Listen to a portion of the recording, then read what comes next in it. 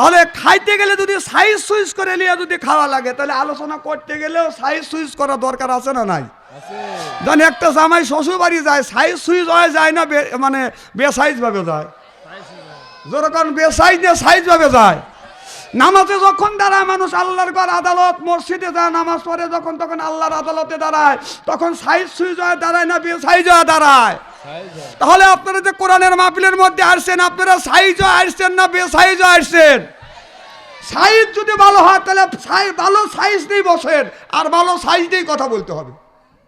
কথা বলবো কার? আরো জোরে সুবহানাল্লাহ কর। আমার ভাইয়ের আমার, কোন ব্যক্তি যদি আল্লাহর কোরআনটা যদি বাদান বুঝে পড়ে, আপনারা যদি না বুঝে পড়ে, 1-10 বুঝে পড়লে 1-70, আবেগ বড় কণ্ঠে হৃদয়ে বড় মন লিয়ে যদি সুবহানাল্লাহ বলে, আল্লাহ আসমান ও জমিনের ফাঁকা জায়গা নেকি দিয়ে পরিপূর্ণ করে দেয়। তাহলে সুবহানাল্লাহর দাম আছে না নাই?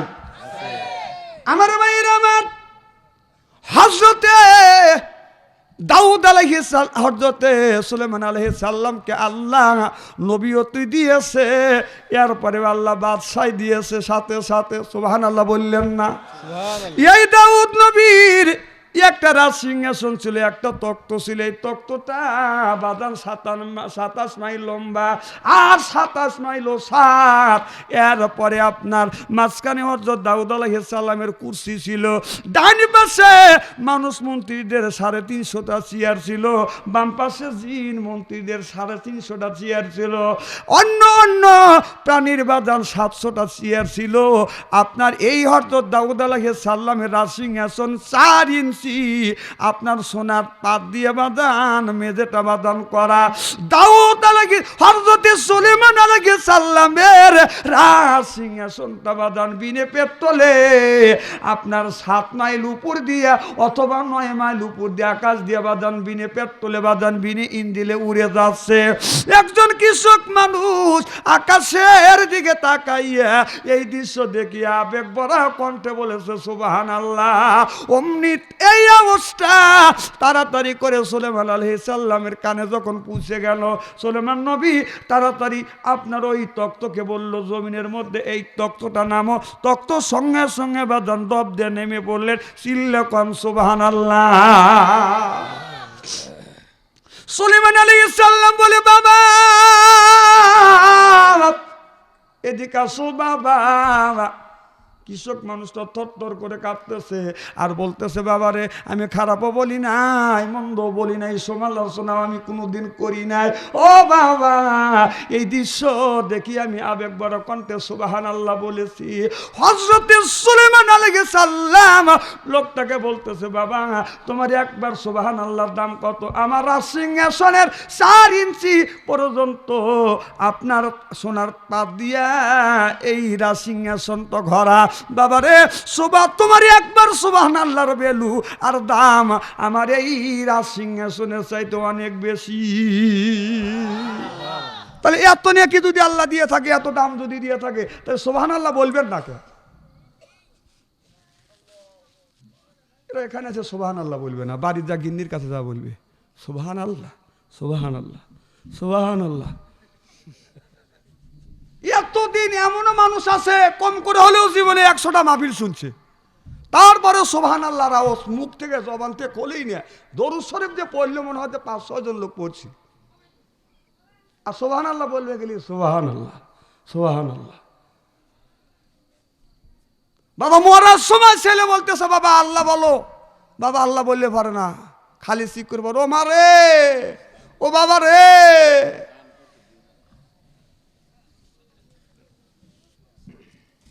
আমার কথা কি বুঝতেছেন?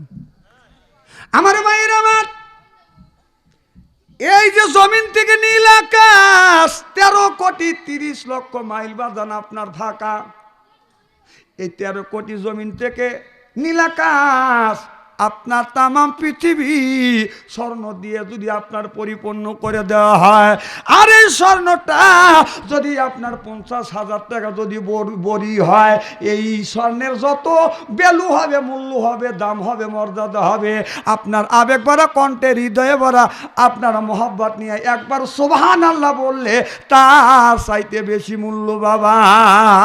বুঝতে পারি না, ইসিস করে উঠি আর বসতে গেলে ইসিস করে বসি। নবী গো, বুড়ো বয়সে আমি এত বউ দিয়ে কি করবো, একটা বউর দরকার নাই। আল্লাহ নবী বললেন, আল্লাহ তোমাকে ওই বউ দিবে, 70টা বউ তোমার নিতে হবে। সাহাবী বলে, নবী গো, আল্লাহ যদি জোরাজোরি করে আমাকে বউ দেয়, বউ আমি নেব, কিন্তু বউয়ের হক আমি আদায় করতে পারবো না। আল্লাহ নবী বললেন, সাহাবী রে, এই জন্য আল্লাহ বুড়া মানুষকে, দাড়ি পাকা চুল পাকা মানুষকে জান্নাতে দিবে না। আল্লাহ যদি জান্নাতে দেয়, এর চাইতে 70 গুণ রূপপতি গুণপতি বানাই আল্লাহ জান্নাতে দিবে। তাহলে জান্নাতের ভিতরে আমরা কি হুর কি চাই? কথা কয় না। আচ্ছা, হুর চাই কারা কারা?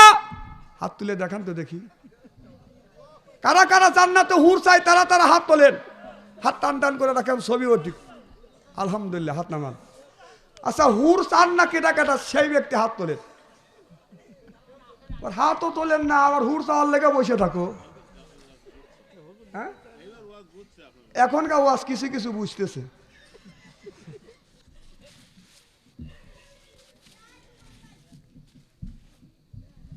খুব খারাপ লাগতেছে কি ভাই? আমার মুসলমান ভাইরা, আল্লাহর হাবিবের প্রিয় উম্মতিরা, ভালো করে লক্ষ্য করে শুনুন। জান্নাতের ভিতরে এক একটা হুর বাজান ওই মানুষটাকে রিসিভ করবার জন্য আসবে। যে ব্যক্তি 1 নাম্বার ঈমান আনবে, 2 নাম্বার নেক কাজ করবে, এই মানুষটা যখন জান্নাতে যাবে, 70,000 হুর আসবে, রিসিপশন করে বাজান জান্নাতে নিয়ে যাবে। এই মানুষটা কাছে হুর আসিয়া গার উপর যখন হাত বুলাইবে, এই লোকটা হুরের দিকে তাকাইবে, এক নজর তাকিয়ে থাকবে। 70,000 বছর চলে যাবে, চোখের পলক ফেলবে না। চিল্লা কোন মারহাবা। এখন যদি রাস্তা দিয়ে একটা মেয়ের দিকে তাকান, আল্লাহ মাফ করে দিবে না? কথা বুঝতেছেন না? হুরের দিকে যদি তাকান যায়, নেকি পাওয়া যাবে। নিজের বিবির চেহারার দিকে তাকালে বাবা নেকি পাওয়া যাবে। এখন রাস্তা দিয়ে যদি একজন মহিলা যায়, একবার যদি তাকান যায়, আল্লাহ মাফ করে দিবে। দ্বিতীয়বার তাকাইলে আল্লাহ তার আমলনামায় গুনাহ লিখবে। একটা যুবক দেখে বলো, হুজুর গো, মহিলার দিকে যদি একটা বার তাকান যায়, আল্লাহ মাফ করে দিবে। দ্বিতীয়বার তাকালে আল্লাহ আমলনামায় যদি গুনাহ লেখে। হুজুর, এক নজরে 1.5 ঘন্টা তাকা থাকবো, চোখের পলক ফেলবো না। কথা বুঝতেছেন না? আমাদের দেশের কিছু মেয়েরা রাস্তা দিয়ে যখন যায়, বাড়িতে যখন থাকে, বাজান আপনার সেরা জামা, এরপরে কথা বুঝতেছেন না, ব্লাউজের হাতা নাই, আর রাস্তা দিয়ে যখন যায়, আপনার চেহারা যদি হয় বা এবং সেমন চেহারা যদি হাই পাই, আপনার পুরান কাপড়ের কোনো ব্যবস্থা নাই। ইস্ত্রি করা জামা, ইস্ত্রি করা ব্লাউজ, যাবার সময় সুনু লেয়, পাউডার লেয়, এরপরে আপনার সেন লেয় যাওয়ার সময়। কথা বুঝতেছেন না? দূর থেকে বোঝা যায়, 1/2 মাইল থেকে দিশে পাওয়া যায়, হ্যাঁ জিনিস যাচ্ছে। রাস্তা দিয়ে যাইরা যুবক, রাস্তা দিয়া যায়, পড়ার যুবতী মেয়ে দেখলে কুতকুতাইয়া চায়, যুবক কুতকুতাইয়া চায়। কথা কন না কে? আমি দেখেছি শুধু যুবকেরা, মেয়ে মানুষ দেখলে বাজান আপনার ছায়া থাকি না। বুড়া মানুষও মেয়েদের দেখলে এইরকম করে ছায়া থাকে। কথা কন? কারণ এই দোষ পুরুষের না, এই দোষ মহিলার। এক বুড়া মানুষ এইরকম করে সার হচ্ছে, ব্যাপার কি? হুজুর চোখ আর মানে না। শোনেন, মানুষের দাঁত পড়ে যায়, চুল পাকে যায়, মানুষের মন কিন্তু বুড়ো হয় না। মানুষ বুড়ো হয়, মন কোনোদিন বুড়ো হয়? আরে কথা কয় না। মন তো দাঁত পড়িল, চুল পাকিল, মনটা কিন্তু বুড়ো হয় না। ও যে চুল পাকিয়ে হচ্ছে সাদা, দাড়ি পাইকে কদম ফুট, মনে কই কলব নিয়া আলো করি মাথার চুল, যা হয় যৌবনের কালে তাই কি সারে কলব লিলে। কথা কর না কে?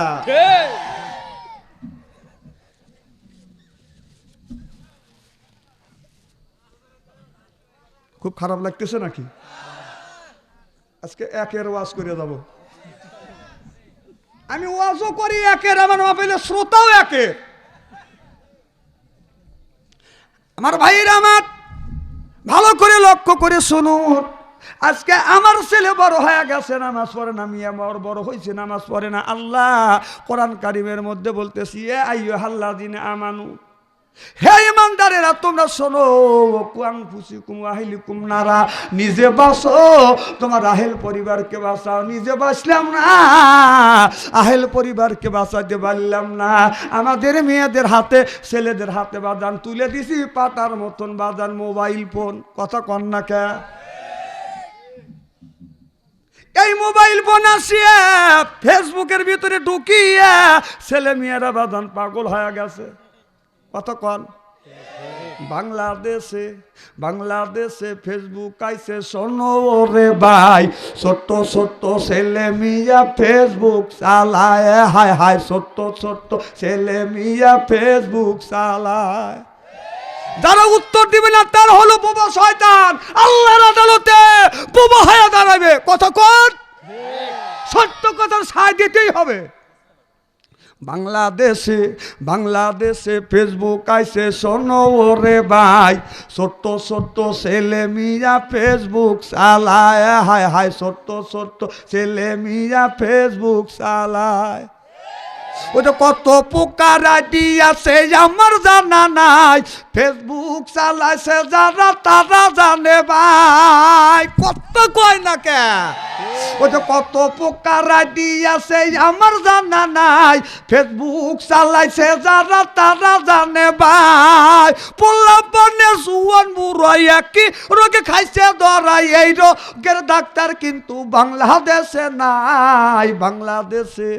বাংলাদেশে ফেসবুক আইছে, শোনো রে ভাই, ছোট্ট ছোট্ট ছেলে মিয়া ফেসবুক চালায়। হায় হায়, ছোট্ট ছোট্ট ছেলে মিয়া ফেসবুক চালায়। ওদের ডিজিটাল বাংলাদেশে সুবিধা দিছে, ফেসবুকে যাইয়া মাইয়া পুরুষ সাইজাই আছে। কথা কোন? ডিজিটাল বাংলাদেশ এই সুবিধা দিছে, ফেসবুকে যাইয়া পুরুষ মাইয়া সাইজাই আছে। কোনটা মাইয়া কোনটা পুরুষ চেনার কায়দা নাই। বাংলাদেশে ফেসবুক আছে, শোনো রে ভাই, ছোট্ট ছোট্ট ছেলে মিয়া ফেসবুক চালায়। হায় হায়, ছোট্ট ছোট্ট ছেলে মিয়া ফেসবুক চালায়। ও যে কালো মাইয়া ফর্সা সাইজা পাইলে ছবি সাইরা যুবকদের পাগল করছে ভাই। কত কম? ও যে কালো মাইয়া ফর্সা সাইজা পাইলে ছবি সাইরা যুবকদের পাগল করছে ভাই। সরাসরি দেখলে পারে আসল নকল ধরা পড়ে, সরাসরি দেখলে পারে আসল নকল ধরা পড়ে, কোনটা আসল কোনটা নকল ধরা পড়িয়া যায়। বাংলাদেশে ফেসবুক আইছে, শোনো রে ভাই, পিচ্ছি পিচ্ছি পোলা পানে ফেসবুক চালায়। হায় হায়, ছোট ছোট পোলা পানে ফেসবুক চালায়। ও যে বন্ধু বান্ধব যদি স্বর্গা জাতি হয়, সরাসরি না বলিয়া ফেসবুকে কয়। কথা কয় না রে? বন্ধু বান্ধব যদি স্বর্গা জাতি হয়, সরাসরি না বলিয়া ফেসবুকে কয়। ফেসবুক এখন জসকট হয়েছে, ফেসবুক এখন হাইকোর্ট হয়েছে। শোনো রে ভাই, বাংলাদেশে ফেসবুক আছে, শোনো রে ভাই, ছোট্ট ছোট্ট ছেলে মিয়া ফেসবুক চালায়। চিল্লা বলুন ঠিক কিনে? আল্লাহ বলে আনফুসিকুম আহলিকুম নারা, নিজে বাঁচো, তোমার আহেল পরিবারকে বাঁচাও। নিজে বাঁচলাম না, আহেল পরিবারকে বাঁচাইতে পারলাম না। চিল্লা বলুন ঠিক কিনে। লা ইলাহা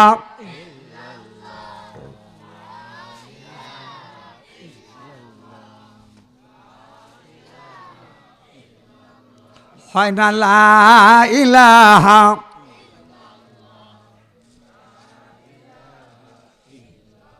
দেন ধরে নিয়ে যাবে কোল। লা ইলাহা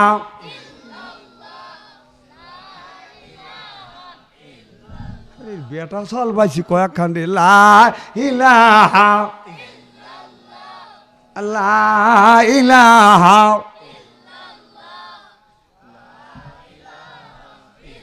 এই কলে মার বান্ধবেলা আকাশে লাগবে মরণ বেলা।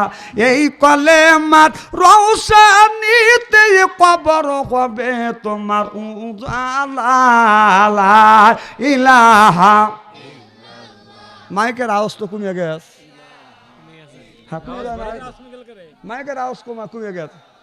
ইল্লাল্লাহ ইলাহা বহু দূরে মাদিনায় আমি কেমনে যাব জানি না। হায় হায় বহু দূরে মাদিনায় আমি কেমনে যাব জানি না। আল্লাহ মরে নিয়ে একদিন ওই না সোনার মাদিনায়। লা ইলাহা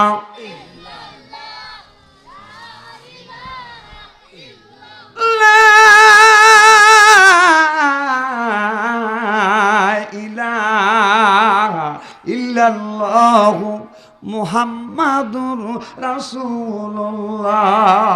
হলো বাদান কালো। মুসা আলাইহিস সালাম বলে, আল্লাহ এত কালো মানুষ, এই মানুষ আমার সাথে কেমন করে জান্নাতে যাবে? আল্লাহ বলে, মুসা রে, এই যুবকটার শেষ কর্মটা তুমি দেখো। এবার মুসা আলাইহিস সালাম দাঁড়িয়ে আছে। এবার ওই কসাই বলতেছে, হুজুর কি চান? বলে, বাবা আমি তোমার কাছে কিছু চাই না, আমি একটি রাত তোমার বাড়িতে অতিথি হিসেবে থাকতে চাই। কসাই ডেকে বললেন, হুজুর গো, আপনি আমার বাড়িতে যাবেন, আমার বাড়িতে অতিথি থাকবেন, আমার কোনো আবৃত্ত নাই, তবে হুজুর আমার গোস্ত বিক্রি হয় না, আপনি নবী মানুষ, আপনার সাথে বেয়াদবি করা হবে, এতক্ষণ পর্যন্ত কেমন করে আপনাকে বসা রাখবো? আল্লাহর নবী মুসা আলাইহিস সালাম বলে, বাবা অসুবিধা নাই, তুমি কেনা বেচা করো। বাজার নবী দ্বারা আছে, তাড়াতাড়ি কেনা বেচা হয়ে গেল। কোন মারহাবা।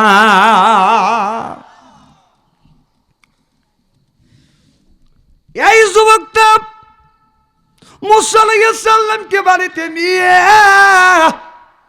আপনার বসতে দিলেন। যুবকটা বললেন, হুজুর আপনি আরাম করেন, ওয়েট করেন। যুবকটা বাড়ির মধ্যে যা নিজ হাতে রান্না বাড়া করলেন। রান্না বাড়া করিয়া নিজ হাতে রান্না বাড়া করিয়া হযরত মুসা আলাইহিস সালামকে বললেন, হুজুর আপনি খাবার খান। বলে, বাবা আপনিও তুমি তো আমার সাথে খাও। বলো, হুজুর গো, আমার অনেক কাজ আছে, আপনি খাবার খান, আমি আমার বৃদ্ধ মাকে খাওয়াবো। মুসা নবী বলল, বাবা আমি তোমার বাড়িতে মেহমান হয়ে আসছি, বাবা তোমার সাথে আমরা দুজনে একই সাথে খাবার খাবো। বলো, হুজুর তাহলে আপনি একটু ওয়েট করেন, আমি একটু একটা কাজ সেরে আসি। মুসা আলাইহিস সালাম লক্ষ্য করে দেখে যুবকটা একটা প্লেটে খাবার দিয়ে একটা রুমে যা দেখে তার বৃদ্ধ মা শুয়ে আছে। মাকে দেয় বাদন তুললেন, বাম উলুর উপর বসাইয়া হাতে লোকমা বানাইয়া বানাইয়া মার মুখে তুলে দিচ্ছে। আমার ভাইয়ের আমার মুসা আলাইহিস সালাম এই দৃশ্যটা দেখছে। মার মুখে যখন ভাত খাবার তুলে দিয়ে দিয়ে যখন খাওয়াইছে, মা আল্লাহর কাছে হাত তুলিয়ে বলে, আল্লাহ আমার বেটাকে এই যুগ জামানার শ্রেষ্ঠ নবী মুসা আলাইহিস সালামের সাথে তুমি আমার বেটাকে জান্নাতে দিও। আমার ভাইয়ের আমার মুসা নবী ওই বাড়ির, সুবহানাল্লাহ কয় না, হযরত মুসা আলাইহিস সালাম যুবকটাকে ডেকে ডেকে বলে, যুবক রে এই রকম করে কতদিন ধরে তুমি তোমার মায়ের খেদমত করতেছ? যুবকটা চোখের পানি ফেলে দিয়ে কান্দে, হুজুর ছোট্টবেলায় আমার বাবা মারা গেছে, ছোট্টবেলায় আমার বাবা মারা গেছে, আমার মা কষ্ট করে আমাকে মানুষ করেছে হুজুর, 5 থেকে 6 বছর আমার মা অসুস্থ হয়ে আছে, আমি কষার কাজ করিয়া আসি, আমার মাকে গোসল দেওয়াই, এরপরে আমি গোসল দেই, এরপরে নিজে রান্না বাড়া করিয়া হুজুর আমার মাকে না খাওয়াইয়া মায়ের আগে কোনোদিন আমি 1 লোকমা খাবার মুখে দেই নাই